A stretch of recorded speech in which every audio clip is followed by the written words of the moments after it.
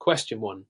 Claims handling process. A homeowner MS. Tanaka submits a claim for water damage after a heavy rainstorm. During the investigation, you find that the damage was exacerbated due to a pre-existing issue with the roof that was not disclosed by the homeowner. What is the most appropriate action for you to take as an adjuster in this situation? A. Deny the claim outright due to the undisclosed pre-existing condition. B. Recommend the homeowner file a claim with their home warranty provider.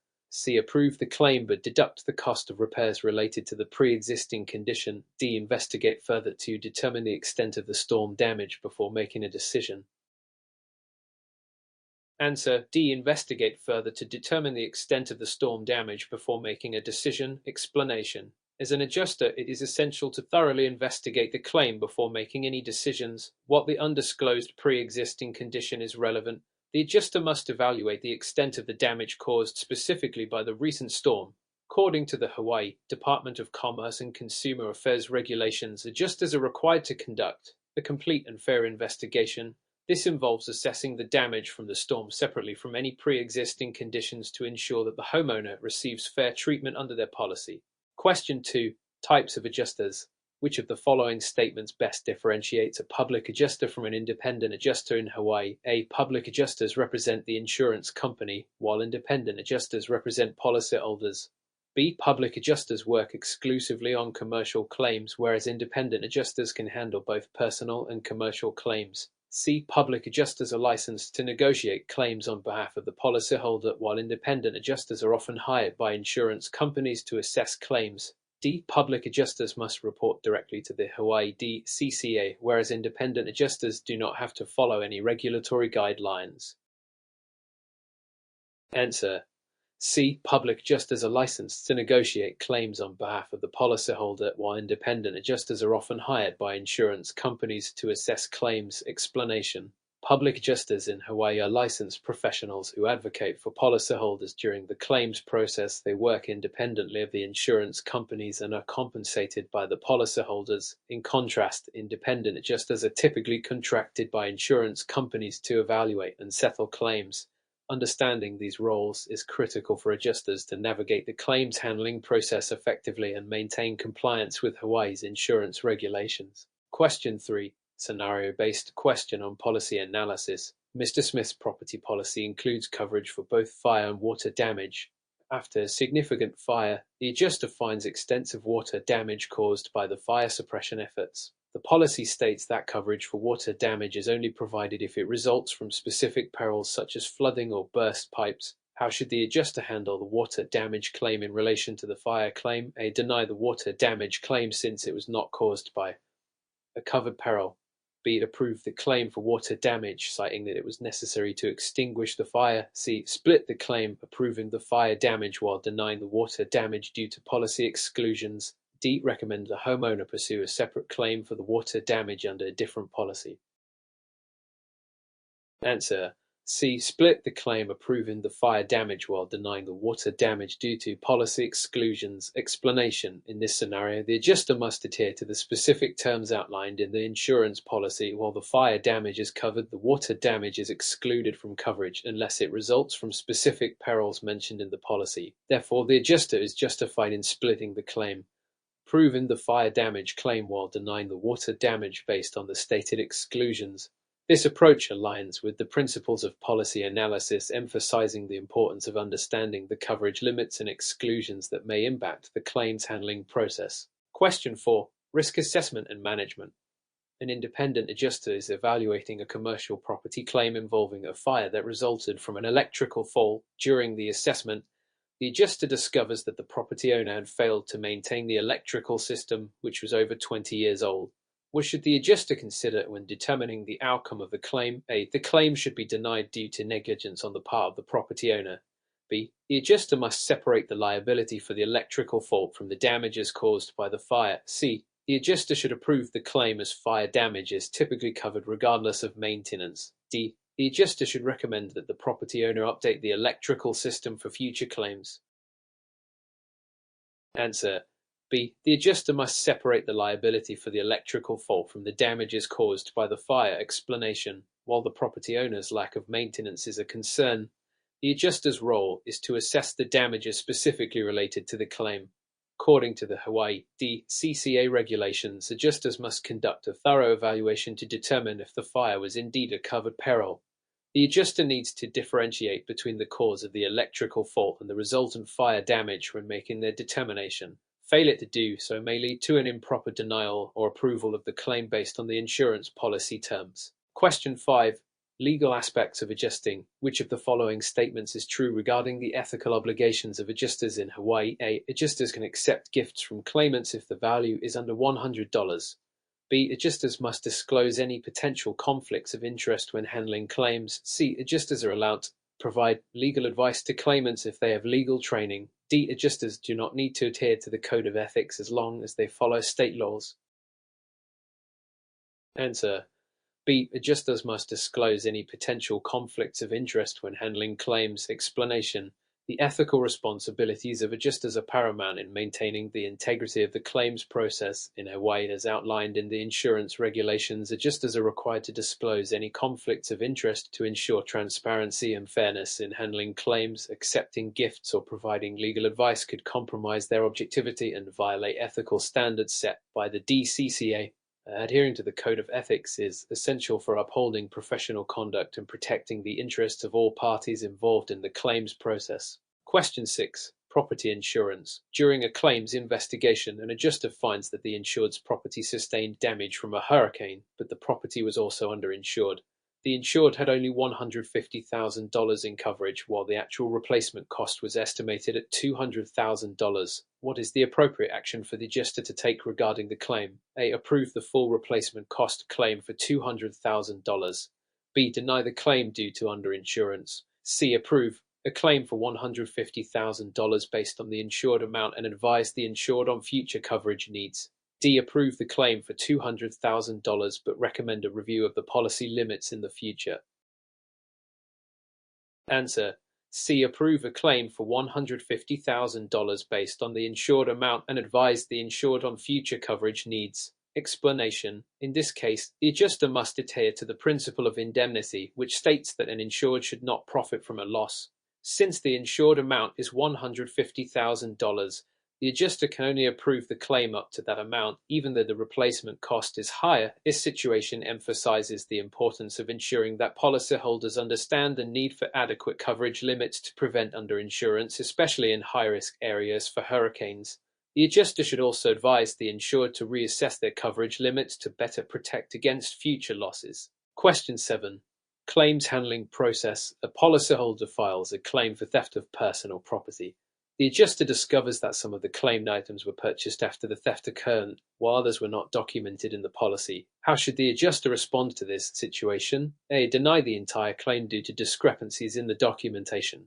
B. Approve the claim for the items that were documented and related to the policy coverage. C. Allow the policyholder to provide receipts for the new items and reconsider the claim. D. Recommend the policyholder file a police report before making any decisions. Answer. B. Approve the claim for the items that were documented and related to the policy coverage. Explanation. When assessing claims for theft, the adjuster must evaluate the documentation provided by the policyholder in conjunction with the terms of the insurance policy. If certain items were documented and fall under the coverage, the adjuster is obligated to approve those claims. However, any items not documented in the policy or purchased after the theft are not eligible for coverage. Denying the entire claim is not appropriate as it fails to recognize the valid items. It's essential for adjusters to ensure thorough documentation is maintained by the policyholder for all covered items to streamline the claims process. Question 8. Types of adjusters. Which statement correctly describes the role of a public adjuster compared to an independent adjuster in the context of claims negotiation? A. Public adjusters negotiate with the policyholder on behalf of the insurance company, while independent adjusters represent the policyholder's interests. B. Public adjusters are typically employed by insurance companies, whereas independent adjusters only work for policyholders. C. Public adjusters work for a fee paid by the policyholder, focusing on maximizing claims settlements, while independent adjusters are often hired by insurance companies to minimize payouts. D. Public adjusters and independent adjusters both work for the same entities, primarily focusing on claims investigation. Answer. C. Public adjusters work for a fee paid by the policyholder, focusing on maximizing claims settlements, while independent adjusters are often hired by insurance companies to minimize payouts. Explanation. Public adjusters serve as advocates for policyholders working on their behalf to negotiate claims settlements. They are paid directly by the policyholder and aim to maximize the settlement amount. In contrast, independent adjusters are contracted by insurance companies to assess claims and determine appropriate payouts, which can sometimes lead to minimizing claims payments. This distinction is crucial for understanding the differing motivations and responsibilities of various adjusters within the claims process. Question 9. Communication skills.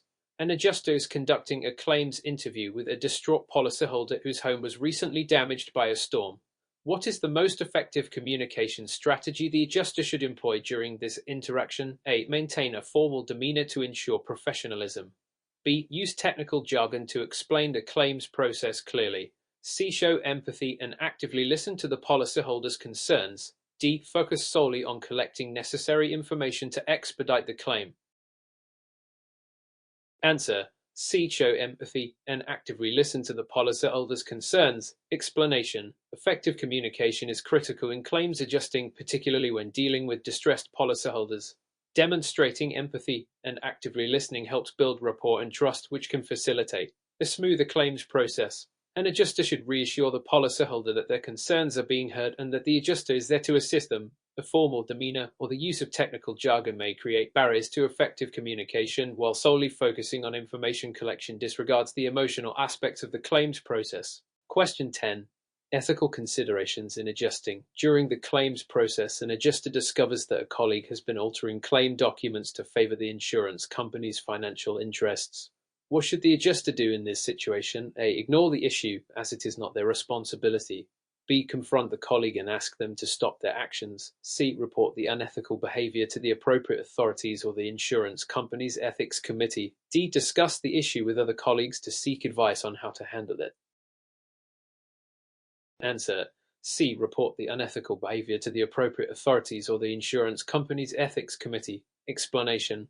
Ethical behavior is paramount in the insurance industry. When an adjuster encounters unethical practices, such as document alteration, it is their obligation to report the behavior to the appropriate authorities. This action not only protects the integrity of the claims process, but also upholds the professional standards established by the Hawaii DCCA and the insurance industry at large. Ignoring the issue, confronting the colleague informally, or discussing it with others without taking proper action can compromise the adjuster's integrity and potentially harm policyholders. Question 11. Claims handling process. The policyholder submits a claim for water damage to their home due to a leaking roof during heavy rainfall. The adjuster discovers that the roof had not been maintained for over 10 years and the damage is extensive. What is the adjuster's primary consideration when determining the validity of the claim? A. The adjuster should deny the claim due to lack of maintenance. B. The adjuster must evaluate if the leak was caused by a covered peril under the policy. C. The adjuster should recommend that the policyholder replace the roof immediately. D. The adjuster should focus on the total cost of repairs to provide an accurate estimate.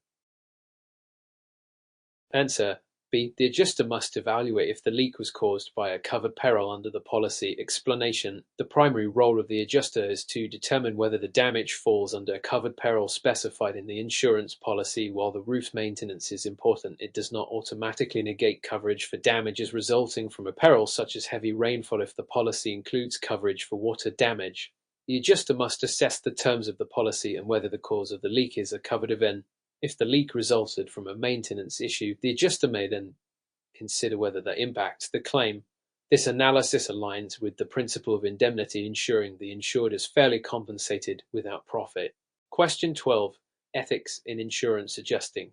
An adjuster learns that a public adjuster representing a policyholder has been inflating the value of damaged property in their claim. What is the most ethical course of action for the adjuster? A. Ignore the situation since it does not directly involve them. B. Confront the public adjuster and advise them to correct the information. C. Report the public adjuster to the appropriate regulatory authority for unethical practices. D. Inform the policyholder about the public adjuster's actions. Answer. C. Report the public adjuster to the appropriate regulatory authority for unethical practices. The explanation. Adjusters have a professional and ethical responsibility to ensure honesty and integrity in the claims process. When faced with unethical behavior, such as inflating claim values, the adjuster must report the public adjuster to the appropriate regulatory authority, in this case the Hawaii Department of Commerce and Consumer Affairs, DCA. Ignoring the situation or confronting the public adjuster informally does not address the potential harm to the insurance system or the affected parties. Reporting the behavior is necessary to maintain professional standards and protect the integrity of the claims process. Question 13. Types of adjusters. Which of the following statements accurately distinguishes between the roles of staff adjusters and independent adjusters in the claims process? A. Staff adjusters work solely for insurance companies, while independent adjusters can work for both insurance companies and policyholders. B. Staff adjusters handle claims related only to property insurance, whereas independent adjusters can handle all types of insurance claims. C. Staff adjusters are typically more experienced than independent adjusters due to their extensive training programs. D. Staff adjusters are primarily involved in negotiating settlements, while independent adjusters focus on claims investigation only. Answer A. Staff adjusters work solely for insurance companies, while independent adjusters can work for both insurance companies and policyholders. Explanation. Staff adjusters are employed directly by insurance companies and are tasked with handling claims on behalf of their employer. In contrast, independent adjusters operate as third-party contractors and can represent either the insurance company or the policyholder depending on their engagement. Understanding these distinctions is vital for claims handling and determining the responsibilities and potential biases of each adjuster type. It's crucial for all parties involved to know who they are dealing with to ensure proper representation and advocacy during the claims process. Question 14. Property insurance. A homeowner's policy includes replacement cost coverage for personal property. After covered loss, the adjuster assesses the value of the lost items and determines that the actual cash value, SEV, of the items is $10,000. The replacement cost to purchase new items is $15,000. What is the amount the adjuster should recommend for settlement? A. $10,000. B. $15,000. C. $12,500. D. The amount will depend on the deductible applied. Answer. B. $15,000. Explanation. In this scenario, the policy provides replacement cost coverage, which allows the policyholder to receive compensation for the cost of replacing damaged or lost items with new items of like kind and quality, regardless of their depreciated value. Therefore, the adjuster should recommend a settlement of $15,000 for the replacement cost, aligning with the terms of the policy. The distinction between actual cash value, which factors in depreciation, and replacement cost coverage is crucial for adjusters to understand when evaluating claims, as it impacts how claims are settled and the financial recovery available to policyholders. Question 15. Claims handling process. A policyholder's claim for a stolen vehicle is being processed. The adjuster discovers that the policyholder had not reported the vehicle's previous accidents, which could impact coverage. What should the adjuster consider before making a decision on the claim? A. The claim should be denied immediately due to the undisclosed accidents. B. The adjuster should assess whether the accidents materially affected the vehicle's value or insurability. C. The adjuster must inform the policyholder that all previous accidents must be disclosed in future claims. D. The adjuster should recommend that the policyholder purchase a new vehicle for future protection. Answer. B. The adjuster should assess whether the accidents materially affected the vehicle's value or insurability. Explanation. In cases where there is undisclosed information, such as prior accidents, the adjuster must determine if this information significantly affects the claim's validity or the value of the vehicle. According to Hawaii insurance regulations, insurers are entitled to rely on the accuracy of information provided by the policyholder. If the previous accidents did not materially affect the vehicle's current insurability or value, the adjuster may still process the claim. A thorough investigation is necessary to ensure that the claim decision is justified based on the facts and applicable policy language rather than assumptions about the impact of the undisclosed information. Question 16. Hawaii insurance regulations. Under Hawaii insurance regulations, what is the maximum fine that the Department of Commerce and Consumer Affairs can impose on an adjuster found guilty of unethical conduct? A. $1,000. B. $5,000. C. $10,000. D. $25,000. Answer. C. $10,000. Explanation. Hawaii law sets strict standards for ethical conduct in the insurance industry. Adjusters who engage in unethical practices can face disciplinary actions, including fines. The maximum fine that the Hawaii Department of Commerce and Consumer Affairs can impose for violations of ethical standards or regulatory requirements is $10,000. This enforcement mechanism is intended to uphold the integrity of the insurance market and ensure that adjusters adhere to professional and ethical guidelines while handling claims. Question 17. Adjusting techniques.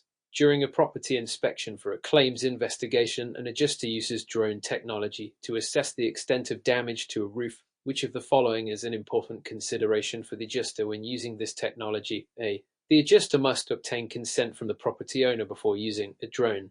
B. Drones can only be used if the adjuster has a pilot's license. C. Drone footage cannot be used as evidence in claims settlements. D. The adjuster should focus solely on the visual aspects and ignore other evidence. Answer A. The adjuster must obtain consent from the property owner before using a drone. Explanation. When employing emerging technologies such as drones for property inspections, it is critical for the adjuster to obtain prior consent from the property owner. This practice not only ensures compliance with privacy laws, but also fosters trust between the adjuster and the policyholder. While drones can provide valuable visual data for assessing damage, adjusters must ensure that their use aligns with ethical standards and legal requirements as outlined by Hawaii's regulations. Ignoring this step can lead to complications, including potential legal challenges or disputes regarding the claims process. Question 18. Case studies and practical applications. A policyholder files a claim for damages caused by a fallen tree during a storm. The adjuster discovers that the tree was previously reported to the city as a potential hazard, but no action was taken. How should the adjuster proceed with the claim? A. Deny the claim since the policyholder should have taken preventative measures. B. Approve the claim because the city was notified and the situation was out of the policyholder's control. C. Recommend that the policyholder pursue compensation from the city for negligence. D. Assess the damages and consider the policyholder's responsibility in mitigating risks.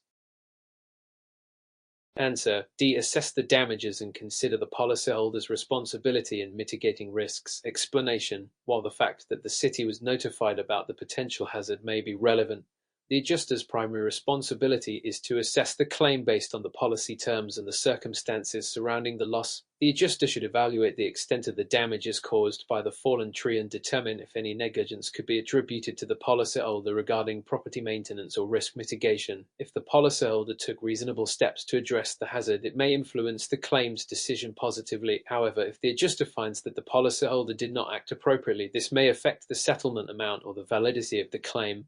The adjuster must balance the information available regarding the city's awareness of the hazard and the policyholder's actions to ensure a fair and equitable outcome. This analysis is critical in determining whether the claim aligns with the policy coverage and the circumstances surrounding the incident. Question 19. Coverage and exclusions. The homeowner's insurance policy excludes coverage for damage caused by flooding. If a homeowner experiences significant water damage due to a flash flood, which of the following is true regarding their claim? A. The claim will be covered because it is an act of God. B. The claim will be denied due to the explicit flood exclusion in the policy. C. The homeowner can file for compensation through the National Flood Insurance Program (NFIP). D. The insurer must provide a partial payment for the damages. Answer. B. The claim will be denied due to the explicit flood exclusion in the policy. Explanation. Insurance policies often contain specific exclusions that outline situations or events for which coverage is not provided. In this case, the homeowner's policy explicitly excludes flooding, meaning that any resulting damages from a flash flood would not be covered under that policy. Although the term act of God might suggest that natural disasters are generally covered, the specific wording of the exclusion takes precedence. If the homeowner desires flood coverage, they must seek a separate flood insurance policy through entities like the NFIP, which specifically addresses flood-related risks. Question 20. Loss assessment. An adjuster is evaluating a claim for a commercial property that sustained damage during a storm. The property owner claims that the storm caused roof damage leading to water intrusion, which in turn damaged interior structures. How should the adjuster prioritize their assessment? A. Assess the interior damage first, as it is more visible. B. Start with an evaluation of the roof to determine the cause of the interior damage. C. Ignore the roof damage and focus solely on the interior repairs. D. Estimate the total cost of repairs without further investigation. Answer. B. Start with an evaluation of the roof to determine the cause of the interior damage. Explanation: the adjuster should prioritize the assessment by first examining the roof to establish whether it was indeed the source of the water intrusion and subsequent interior damage. This approach allows the adjuster to understand the chain of events leading to the loss and to identify if the damage is covered under the policy terms.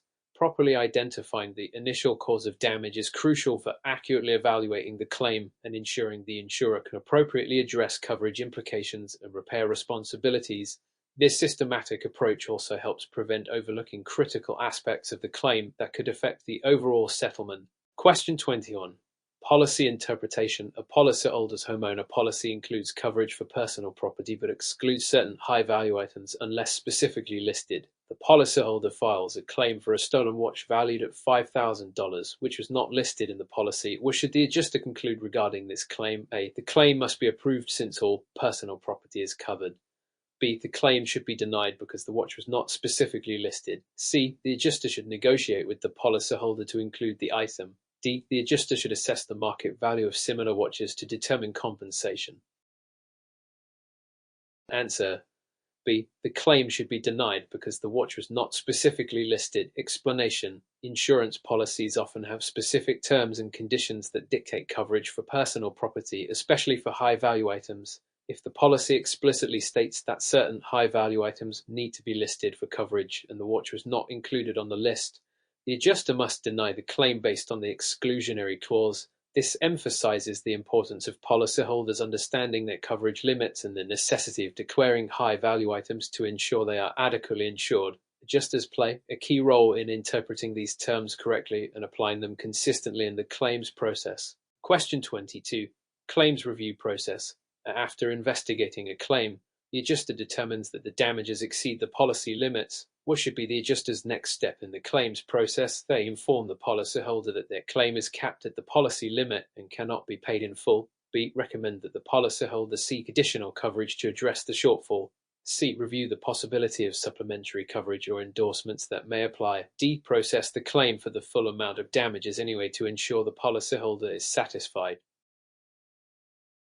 Answer: C. Review the possibility of supplementary coverage or endorsements that may apply. Explanation: when an adjuster discovers that the damages exceed the policy limits, the next logical step is to review the policy for any supplementary coverage or endorsements that might provide additional limits for certain types of losses. Many homeowners or commercial policies offer optional endorsements for increased coverage on specific risks, which could help cover the additional damages. Simply informing the policyholder of the limit without exploring all available options would not serve the policyholder's best interests. This careful review ensures that all potential resources are utilized for claims resolution. Question 23. Regulatory compliance. What is the primary purpose of the Hawaii Insurance Division's regulations concerning adjusters? A. To ensure that all claims are paid regardless of circumstances. B. To maintain a fair and equitable insurance market for both insurers and policyholders. C. To increase the number of licensed adjusters in the state. D. To limit the amount of compensation paid to policyholders. Answer: B. To maintain a fair and equitable insurance market for both insurers and policyholders. Explanation: the Hawaii Insurance Division's regulations are primarily designed to protect consumers and maintain fairness in the insurance market. These regulations help ensure that adjusters operate ethically and professionally, promoting accountability in the claims process. This framework is essential for building trust between insurers and policyholders, safeguarding against fraudulent practices and ensuring that claims are handled in accordance with applicable laws. The goal is to foster a balanced environment where both parties can navigate claims fairly and effectively. Question 24. Adjusting property claims. An adjuster arrives at a property damage scene to assess the extent of fire damage. Upon inspection, they find evidence of previous water damage that has not been reported. What is the adjuster's responsibility regarding this unreported damage? A. Ignore the previous damage and focus solely on the fire damage. B. Document the previous damage and inform the policyholder of the potential implications for their claim. C. Recommend immediate repairs for the unreported damage before processing the fire claim. D. Notify the fire department of the unreported damage. Answer: B. Document the previous damage and inform the policyholder of the potential implications for their claim. Explanation: when an adjuster encounters unreported damage, it is crucial to document it thoroughly and communicate this finding to the policyholder. This transparency helps ensure that all aspects of the property's condition are considered in the claims assessment. The unreported water damage could impact the evaluation of the fire damage and could also raise questions about the policyholder's disclosure responsibilities. By addressing this issue upfront, the adjuster can help manage expectations and ensure the claim process is conducted with integrity and clarity. Question 25. Communication with policyholders. An adjuster is preparing to communicate the outcome of a claim investigation to the policyholder. What is the most effective way for the adjuster to convey this information? A. Provide a verbal summary of the decision without detailed explanations. B. Send a formal letter explaining the findings, coverage implications, and next steps. C. Call the policyholder to discuss the decision and avoid written documentation. D. Ask the policyholder to review the claim documentation without further explanation. Answer: B. Send a formal letter explaining the findings, coverage implications, and next steps. Explanation: effective communication is vital in the claims process, especially when informing a policyholder about the outcome of their claim. Sending a formal letter provides a clear, documented explanation of the adjuster's findings, any relevant coverage implications, and the next steps in the process. This written communication not only serves as a record of the decision, but also allows the policyholder to fully understand the rationale behind the claim's outcome. Clarity and transparency in communication help to build trust and can prevent misunderstandings or disputes in the future. Question 26.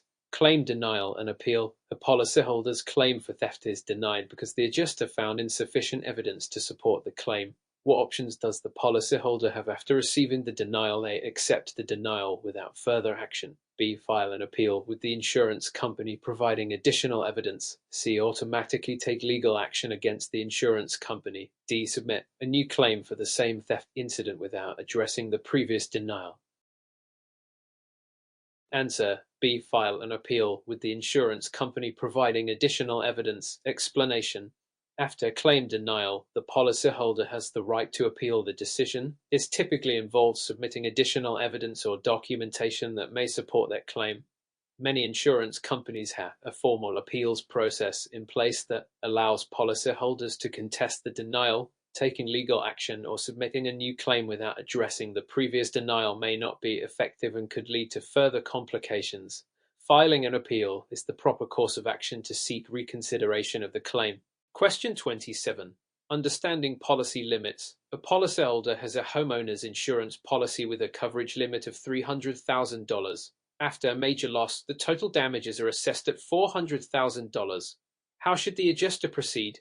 A. Approve a claim payment of $400,000 as it is the total damages. B. Pay the policyholder $300,000 and deny any further claims related to this loss. C. Advise the policyholder to increase their coverage for future incidents. D. Pay $300,000 and recommend they seek other financial avenues for the additional $100,000.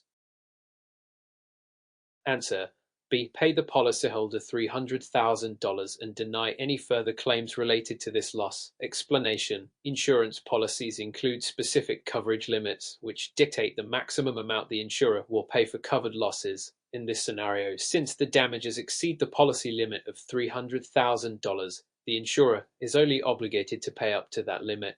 The adjuster must communicate to the policyholder that they cannot approve payment beyond the stated limit and that any further claims related to this loss would also be subject to the same limit. It's essential for policyholders to understand their coverage limits to avoid such situations in the future. Question 28. Liability assessment. A guest slips and falls in a restaurant due to a wet floor that was not marked with a warning sign. The restaurant owner files a liability claim. What factors should the adjuster consider in determining liability? A. Whether the guest was paying attention while walking. B. If the restaurant had a policy for cleaning up spills. C. The presence of warning signs and proper maintenance protocols. D. The guest's prior experience in navigating slippery surfaces.